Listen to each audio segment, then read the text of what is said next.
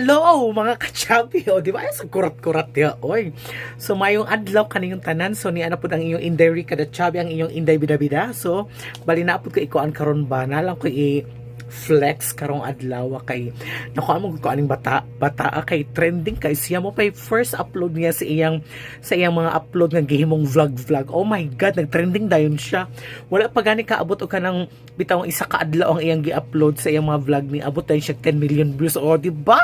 So man siya giingon nga dili jud na mao ang basihan kung padaghanay bag followers, depende jud na sa imuha kung unsa ka quality ang imong content, kung engaging pa talaga kay siya ka nindot magud siya nga bata oy kanang kuyo kay iyang mga vlog kay alive kay siya mo ni siya o si Jovan. Ayan, so, or gitawag siya ang si Jovan Alimocon ang iyang real name na taga Tagbina, Surigao del Sur. O mo ni siya iyang page o daghan na ka siyang followers. Imagine pila pala siya kaadlaw nagsugod og vlog ni abot na dayon siya 345 followers.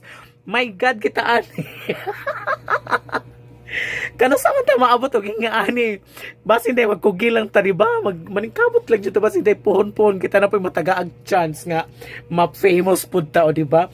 So bali mo ni iyang makuha na ang iyang vlog regarding puros ka ng alive mag siya daw siya mag-vlog, so mo nanindot kaayo ang iyang content. Tapos kanang puad na apod kay makuha nga kanang bitaw na kay makuha na aral niya plus kon siya energetic jud siya makuha mo na ang iyang gi-vlog iyang Casillas na si Congressman Pimentel ni adto jud si iyang kuan karon napansin jud dayon siya mga idols mga sisi ko nakita jud dayon siya sa congressman giadto jud gipasimento na iyang dalan dili na lapok na ing anak kahaw si kuan siguro kay dapat naglit na tingala kung anong Jovan Guapo man dapat Jovan Guapa kay babaihan man siya. Babae man siya kasing-kasing. Dapat Jovan Guapa. Char lang, charis. Bali mo to siya, sikat siya karon nga. Muna ang first upload niya na niabot dag 10 million views na pila pagud to iyang kuan. So man nagiyon di jud basihan kung ang followers basat nindot tag content mapansin jud tang tanan.